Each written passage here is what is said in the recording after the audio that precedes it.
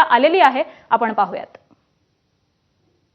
महिला आयोगाच्या अध्यक्षा यांनी अखेर राजीनामा दिलाय त्यांच्या पदाचा. अशोक खरात या प्रकरणी त्यांच्यावर विविध आरोप झाले आणि काल संध्याकाळी त्यांनी अखेर राजीनामा दिलाय. पण त्यांनी जेव्हा राजीनामा दिल्यानंतर तुम्ही जे आरोप केले होते सुषमाताई, ते आरोप सगळे खोडून काढले आहेत. त्यांनी सांगितलंय तारखा खोडल्या आहेत, हे चुकीचं आहे असं त्यांचं म्हणणं आहे.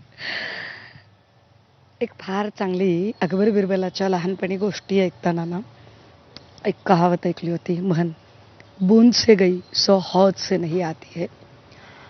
तो प्रयत्न आहे चाकणकरांचा की आपण त्याच्यात काही लिपापोती करू शकतो का, तो डॅमेज भरून काढू शकतो का.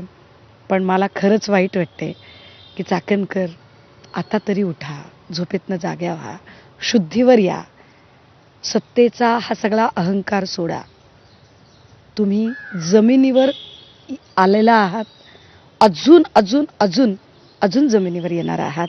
कारण फक्त राजीनामा तुमचा घेणे हा एवढाच भाग नव्हता. राजीनाम्यापेक्षा सुद्धा तुम्हाला अटक होणे, सहआरोपी करणे, सगळ्यात महत्त्वाचं तुमच्यावर मकोका लागला पाहिजे.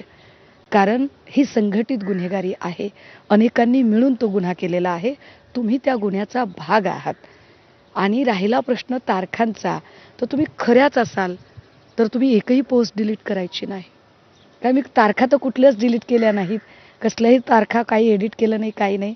माझ्याकडे जे आलं ते जशाच तसं दाखवलं.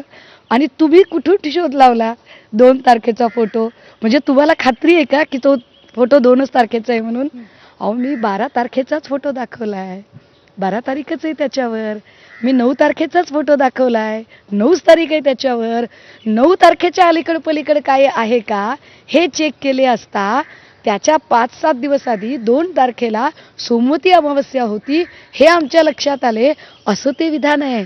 नीट ऐका, थोडंसं होऊ शकतं. दुःखी झाली माणसं की जरा सैरवैर होतात, मी समजू शकते. राहिला प्रश्न नोटीशी बिटीशीचा, तर आता 500-600 कोटीची माया कमावलेली आहे. तटकरेंसारख्या प्रभृतींचा आशीर्वाद आहे. तर त्यामुळे तो अहंकार कमी इतक्या चटकन होणार नाही. त्यामुळे तुम्हाला काय बदनामी पसरवतायत तुम्ही आमची आणि वेगवेगळं काहीतरी आणून दाखवतायत. कसली बदनामी करायची आम्ही. तुमच्या कथनी करण्यात किती फरक आहे. भाषणांमध्ये संविधान द्या, पोथ्या पुराणं नाही असं म्हणायचं, आणि वास्तवात मात्र तुम्ही कुणाचे तरी पाय धुवायचे. रील्ससाठी मात्र नवऱ्याने तुमची पूजा करायची, आणि वास्तवात मात्र तुम्ही एका लिंगपिसाटाची पूजा करायची. ह्याच्यात बदनामी काय आहे? ही वस्तुस्थिती आहे.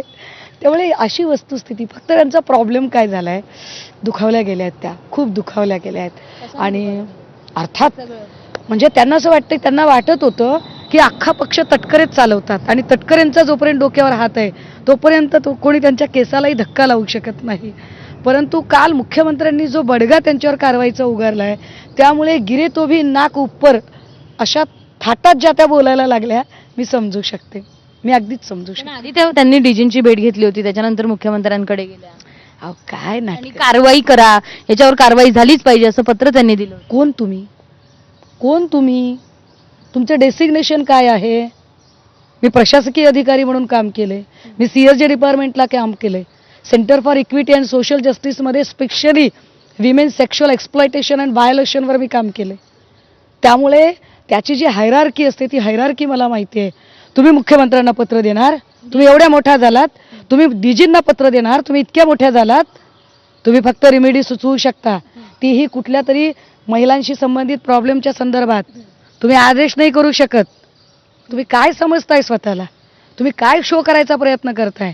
तुम्हाला राजीनामा द्यायला सांगितला होता, शेवटच्या क्षणापर्यंत तुम्ही धडपड केली, राजीनामा द्यायला सांगितला हे माहिती असून बाहेर येऊन तुम्ही पत्रकारांना गुमराह करता, आणि पत्रकारांना सांगता की नाही मला मी बोलायला गेले होते आणि मी पत्रकार परिषद घेणार आहे, आणि अचानक 5 मिनिटात तुमच्या लक्षात येतं सुनेत्रा वहिनींना भेटून आल्यावर की मी माझ्या वैयक्तिक कारणासाठी. कसलं वैयक्तिक कारण होतं तुमचं?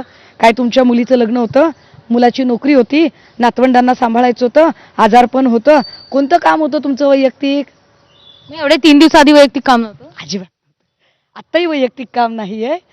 आता त्यांच्याकडे त्यांचे फावले छंद सांभाळण्यासाठी भरपूर वेळ आहे, खूप वेळ आहे. त्यांनी तो वेळ कारणी लावावा. आणि हे मी डीजींना पत्र दिलं, मी मुख्यमंत्र्यांना पत्र दिलं, एवढी जर कार्यतत्परता त्यांच्याकडे होती तर मग ती 3 दिवस कुठे गेली होती? त्यांचं असं म्हणणं आहे की आता मी त्यांच्याकडे जायची, त्यांच्या पाया पडायचे वगैरे, पण हे काही कालावधीसाठी होतं. आम्ही कायम त्यांच्यासोबत राहायचं नाही. त्यांची दुसरी बाजू मला माहीतच नव्हती. जेणेकरून त्याचे 1 वर्ष आधी एक पत्र दिलेले आहे, तक्रार दिलेली आहे. 1 वर्षापूर्वीपासून त्यांना हे कदाचित माहीत